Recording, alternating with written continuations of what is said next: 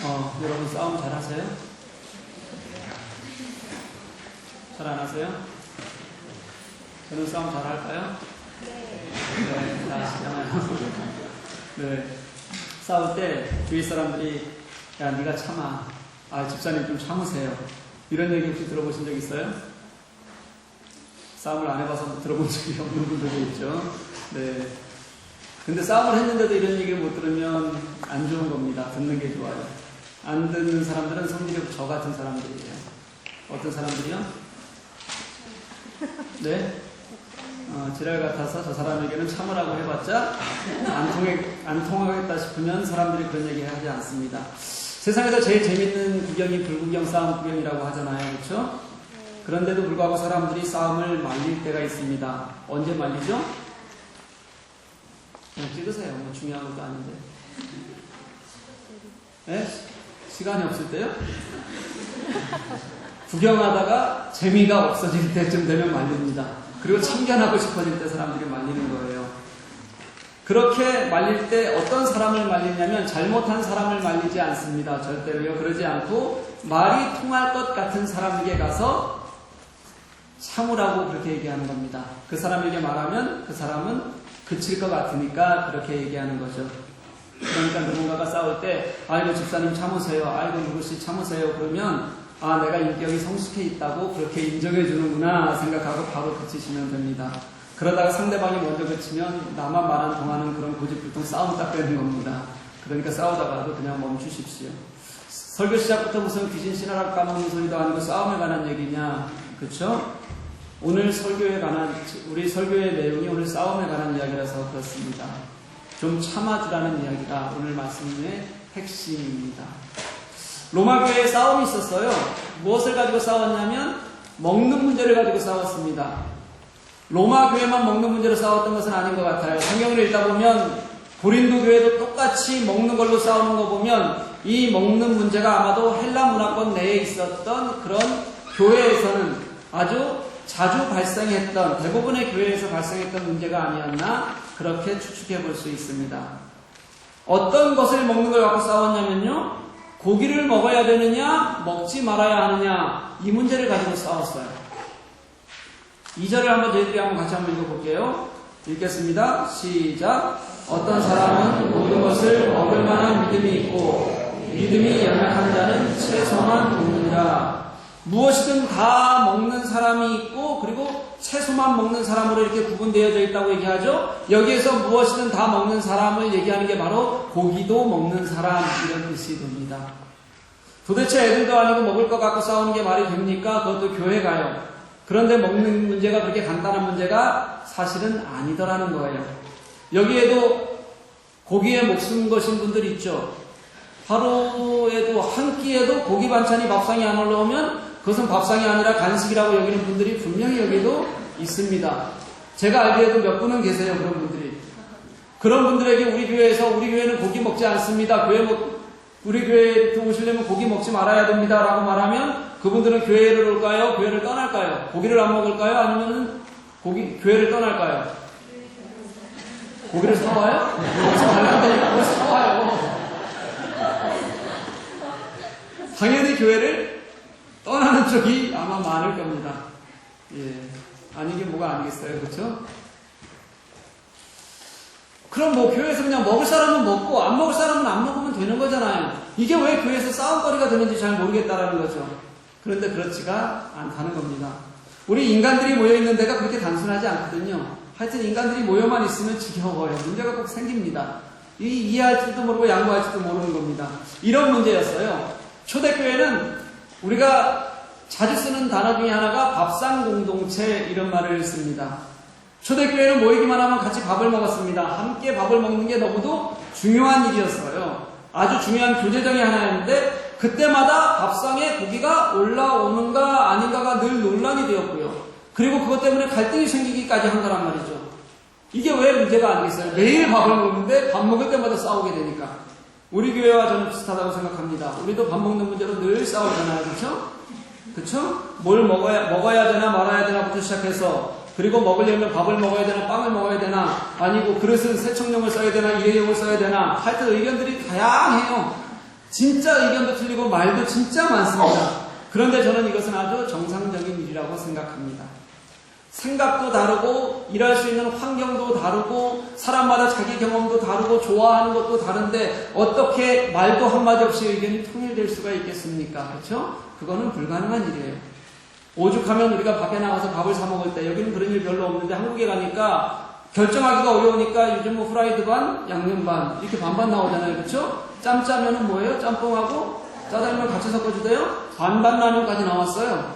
아세요 여러분? 네. 라면 그릇에 반반 끓여서 먹을 수 있도록 해서 반반 라면이 나와서 한쪽은 짜파게티 한쪽은 그냥 물라면 이렇게 이런 시대에 이 공동체가 이렇게 다양한 사람들이 모여서 이런 말 저런 말 저는 나올 수 있다고 생각합니다. 너무도 자연스러운 일이에요. 이렇게 먹을 거 가지고 티격태격 되는 게 뭐 그렇게 큰 일이 아닌 것 같은데도 불구하고요. 로마 교회의 상황을 보면 이게 정말로 심각한 문제가 되어져 버렸습니다. 그냥 잘 먹고 잘 살자 정도였다면 어떻게든 해결할 수 있었을 텐데 그렇다면 로마의 이 로마 사회 기록에까지 남지도 않았을 겁니다. 그게 아니라 이것이 이렇게 심각한 문제가 됐던 이유는 무엇이었냐면요. 그냥 먹고 노는 문제가 아니라 바로 이들에게서는 이것이 신앙의 문제였기 때문입니다. 좀 더 구체적으로 설명하면 이렇습니다. 당시에 종교적인 이유 때문에 채식만 먹는 사람들이 아주 많았어요. 그들은 왜 그런 선택을 하게 됐냐면요. 당시 이 로마에는 신전이 굉장히 많았는데 이 신전에 맞춰진 고기들이 자꾸 시장으로 흘러 들어오는 겁니다. 그런데 어떤 사람들은 마음에 다른 종교의 신전에서 바쳐진 그런 고기를 내가 먹을 수가 없잖아 라고 꺼름직하게 생각하는 사람들이 있었어요.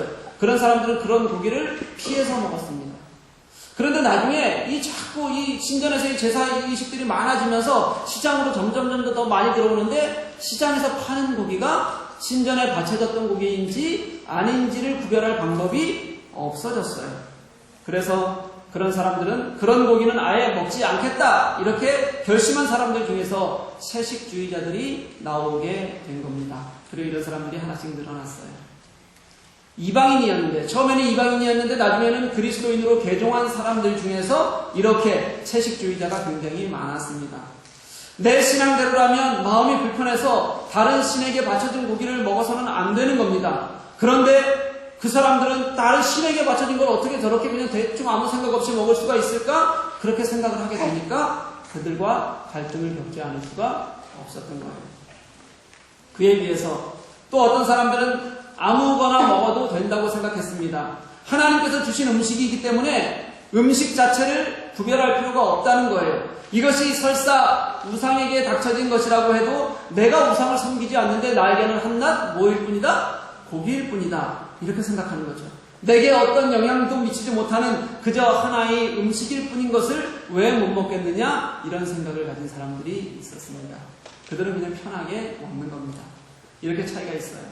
한쪽에서는 내 신앙으로서는 이건 도대체 용납이 될 수가 없는 일이야. 이렇게 펄쩍 뛰는데 또 한쪽에서는 야, 다 먹어도 돼.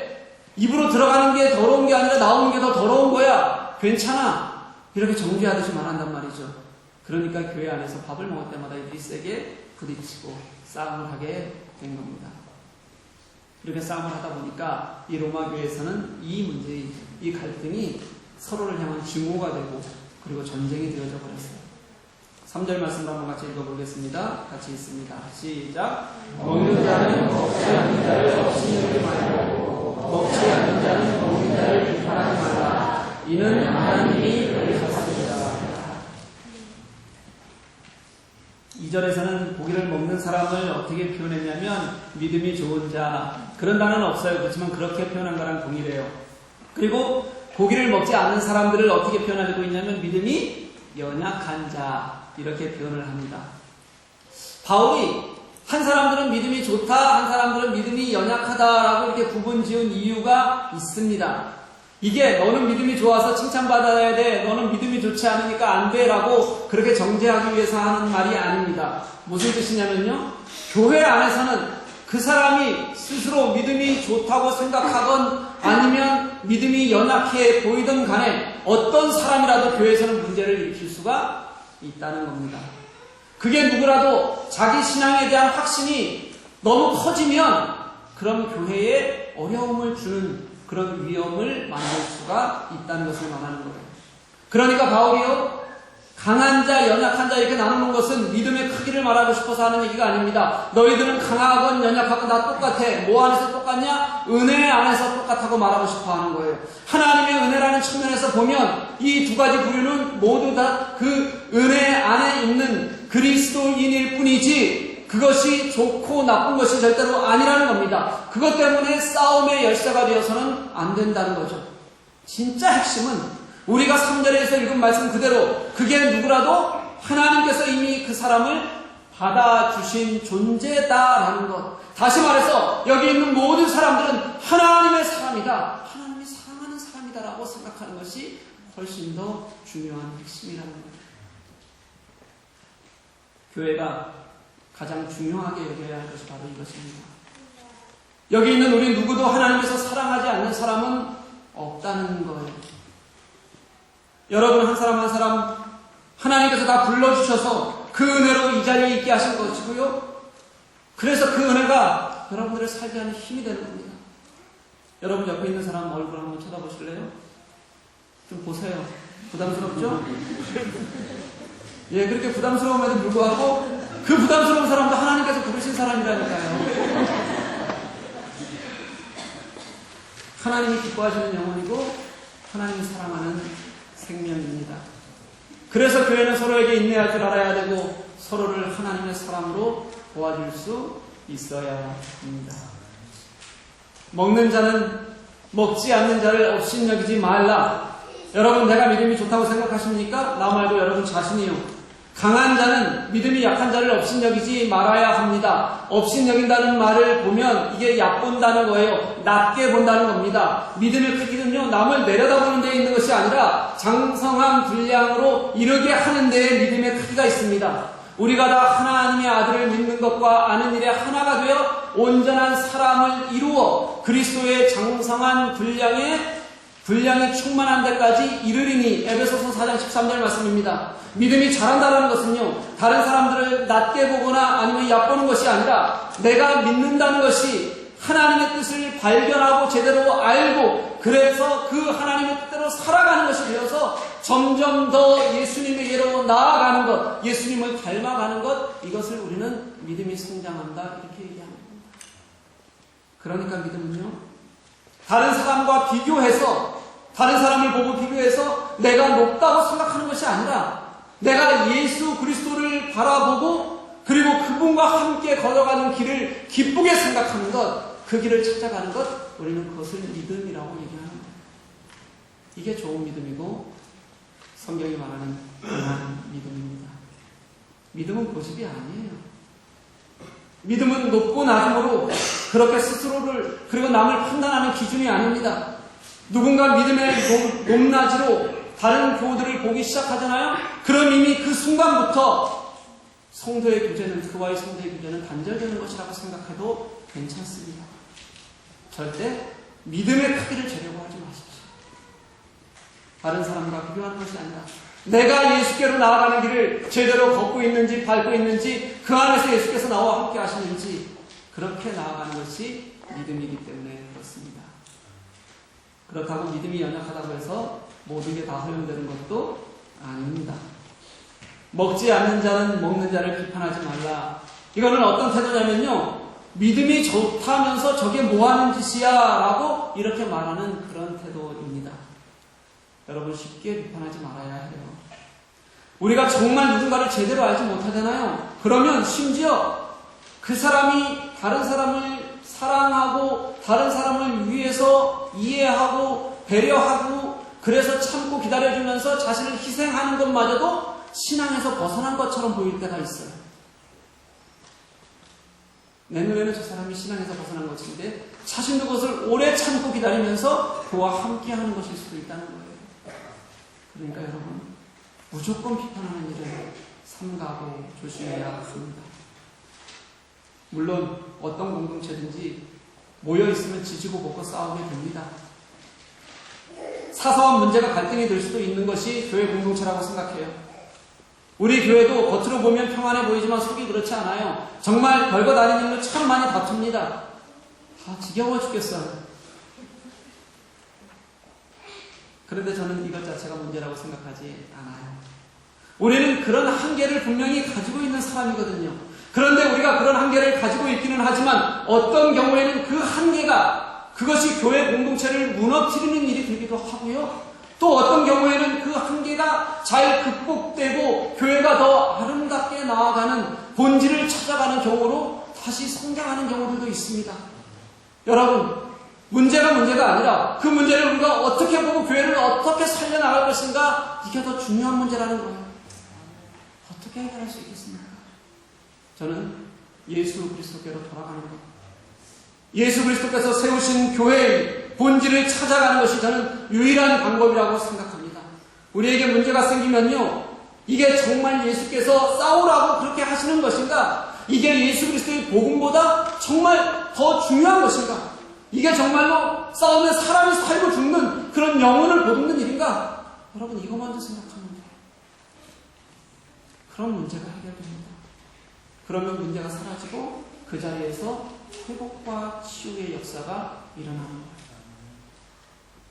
그러니 사랑하는 여러분, 여러분의 믿음에 업신여김이나 비판되시면 하나님의 마음을 가지는 여러분들이 되시기를 간절히 소망합니다. 하나님이 그를 받으셨습니다. 이게 오늘 말씀의 핵심이에요. 하나님이 받으신 사람들의 모임, 그래서 그 가운데에 하나님이 계시고 예수 그리스도가 계신 것, 그래서 우리가 사는 것은 7절과 8절 말씀대로 사는 겁니다. 우리 중에 누구든지 자기를 위하여 사는 자가 없고 자기를 위하여 죽는 자도 없도다. 우리가 살아도 주를 위하여 살고 죽어도 주를 위하여 죽나니 그러므로 사나 죽으나 우리가 주의 것이로다. 아멘. 우리의 모든 판단 기준은 예수 그리스도에게 속해 있다는 것입니다. 왜요? 우리가 죽으나 사나 다 주의 것이기 때문입니다. 이게 본질인데 우리의 본질과는 거리가 너무도 먼 것들, 정말 안 그래도 되는 것들 때문에 우리는 서로를 업신여기고 비판하고 싸우고 그렇게 우리들의 삶을 살아간단 말이죠. 그것도 우리는 신앙이라는 이름으로 그렇게 한다는 거예요. 그것이 당연히 신앙이 아닌데도 말이에요.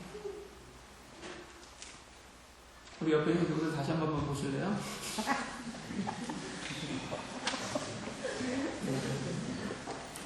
부담스럽다니까 자꾸 왜 뭐라고 하는지, 제가 시킨 걸 왜 옆 교호를 짜증나듯이 쳐다보니까 그렇게. 네. 여러분들, 이분들이 하나님이 사랑하시는 분들이에요. 이분들 모두가 하나님께서 여러분들을 통하여서 사랑하게 하시고 그리고 여러분들을 통하여서 배려하게 하시는 그런 사람들입니다. 제가 지난 월요일에 마부르 한의교회를 다녀왔어요. 네, 그때 설교를 하면서 제가 했던 예화가 있는데 하나 들려드릴게요.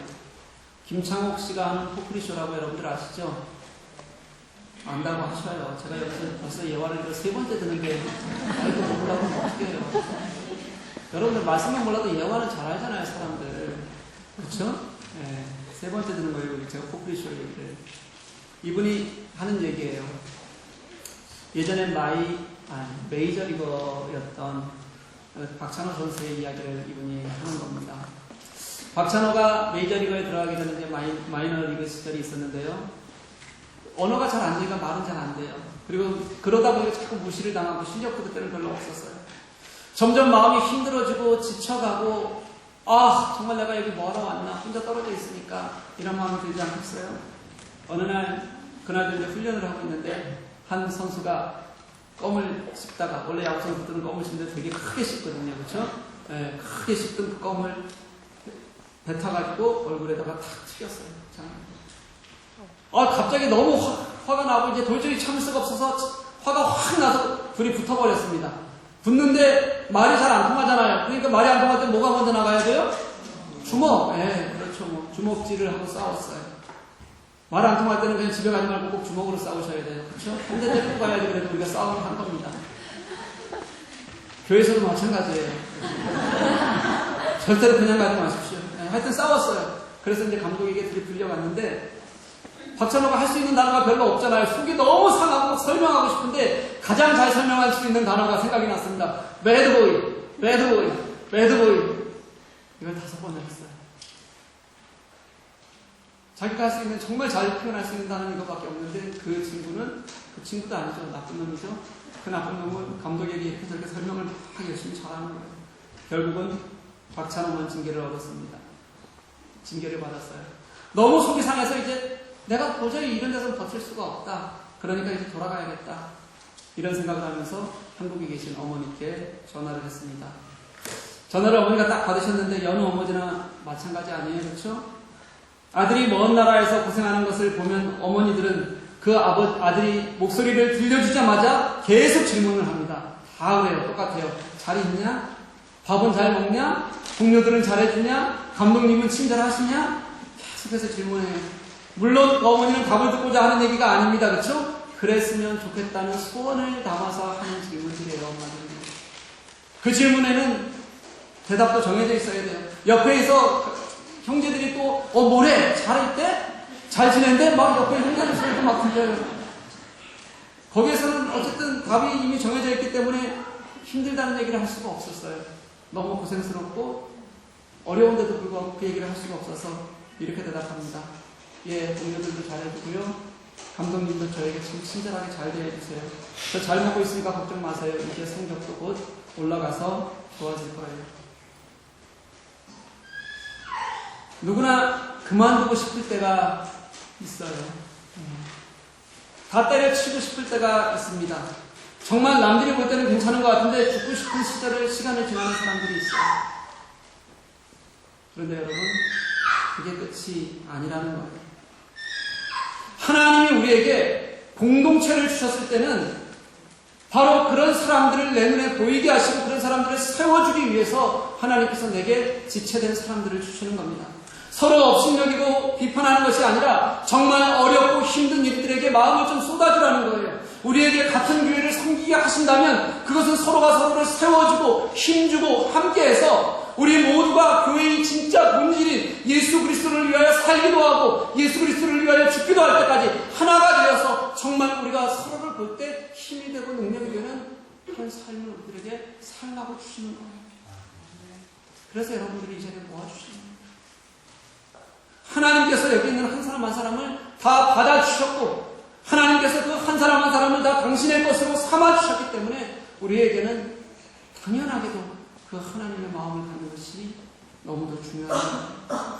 사도 바울은 고린도전서에서도 같은 문제를 놓고 고민을 했습니다. 이 먹는 문제를 가지고 고민한 다음에 사도 바울이 냈던 결론이 이거예요. 모든 것이 가하나 모든 것이 유익한 것이 아니고 모든 것이 가하나 모든 것이 덕을 세우는 것이 아니니 우리가 다 할 수 있다는 겁니다. 우리 그리스도인의 자유로 내가 못할 것은 없다는 거예요. 하지만 다 할 수 있다고 해서 그게 다 유익한 것도 아니고 다 할 수 있다고 해서 그게 다 덕을 세우는 것도 아니다. 할 수 있지만 유익을 위해서 할 수 있지만 덕을 위해서 살아가는 것, 그렇게 서로를 세워주는 것, 이게 그리스도인의 삶의 모습이다. 사도 바울은 그렇게 결론을 내요. 이 말은 내가 하는 일이 공동체 그리고 하나님의 영광을 위해서 유익한 것인지 정말 내가 사람을 살리는 일에 마음을 쓰고 그렇게 서로를 도와주고 있는지 분명히 살펴야 한다는 말입니다. 지난주에 우리가 네팔을 듣자고 특별한 공을 했습니다. 저는 우리 교우들이 정말 고마워요. 너무 눈물나게 감사합니다. 여러분들이 가진 따뜻한 마음이 너무도 좋았습니다. 정말 세상에 나의 유행만을 생각하는 이 시대에 아픈 사람들을 위하여서 마음을 나누겠다고 기꺼이 참여해 주시는 게 얼마나 좋은지 몰라요. 네팔의 어려운 사람들에게도 이런 마음이 고스란히 전해졌으면 좋겠어요. 그런데 또 한편으로는 이런 생각을 해요. 네팔은 먼 곳이잖아요. 그런데 먼 곳에 있는 사람들보다 가까운 데 있으면 더 사랑스럽게 도와주기가 어렵다는 거예요. 치부가 너무 더 잘 드러난다는 거예요. 그래서 자주 부딪히다 보면 더 상처 주는 일들이 더 많이 생긴다는 거예요. 그래서 밖에 있는 나무 돕는 것보다 안에 있는 우리 공동체가 하나다고 사랑하고 위로하기가 더 어려운 거예요. 그래서 노력해야 되는 겁니다. 그래서 예수가 필요하다고 우리가 고백하는 겁니다. 제가 여러 번 말씀드렸던 것 같아요. 여러 번 고백했습니다. 저는 제가 지나온 막막한 시간들이 굉장히 많았지만 그 시간들이 고통스럽고 어려웠던 것 같은 그런 시간들마저도 제가 아름다운 추억이라고 생각하는 이유는요. 왜냐하면 내게 힘이 되어준 공동체의 따뜻한 그 따뜻함을 제가 알기 때문에 교회 공동체 때문에 저는 지금도 그것이 아름다울 수 있다고 분명히 고백해요. 때로는 질질 딸 때가 왜 없었겠어요? 있었어요. 혼자 질질 짜다가도 나는 나 혼자가 아니지. 위로해주는 사람들이 있지. 그래 이 정도야 뭐 까짓거 일어서자. 다시 가슴속에서 불쑥불쑥 올라오게 해서 나를 살게 하는 힘이 저는 그리스도인의 공동체 속에서 얻은 힘이었다고 분명히 생각했어요. 여러분 사랑하는 교회 여러분, 우리의 본질이 아닌 것에 우리 너무 집착하지 말았으면 좋겠어요. 아무것도 아닌 일에 신앙이라는 이름으로 포장해서 상처 주지 마십시다. 그보다 더 본질적인 것, 여기 있는 모든 사람들은 하나님께서 불러주신 사람들이다. 그래서 서로가 마음을 써서 서로를 도와주고 그리고 서로를 사랑해줄 때, 인정해줄 때 그때 교회가 교회다워진다. 그렇게 되면 그 이전에 문제가 됐던 것들도 어느 순간 해결되고 회복되고 어느 순간 봤더니 정말 하나님께서 생각하시고 하나님께서 기뻐하시는 교회로 이렇게 변해있더라. 우리가 이것을 시간이 조금 지나면 분명히 보게 돼요. 조급해하지 말라는 겁니다. 그 마음으로 도와주고 그 마음으로 품자는 거예요. 비판하기는 쉽습니다. 하지만 이해하기는 어렵습니다. 업신여기기는 쉽습니다. 하지만 감싸 안기는 어렵습니다. 미워하기는 쉬워요. 하지만 사랑하기는 어렵습니다. 그런데 여러분, 어려운 것을 하는 것이 그리스도인이라고 여러분들 고백할 수 있었으면 좋겠어요. 내가 할 수 없기 때문에 예수 그리스도의 마음을 알아서 그 마음으로 하는 것이 그리스도인의 마음인 것을 우리가 깨달았으면 좋겠습니다. 그래서 그 마음으로 우리가 하나 되고 그 마음으로 서로 섬겨준다면 얼마나 이것이 하나님께서 기뻐하는 것이 되겠습니까? 사랑하는 교회 여러분, 그런 예수의 마음을 가지시는 여러분들 되시기를 주님의 이름으로 간절히 소망합니다. 우리 같이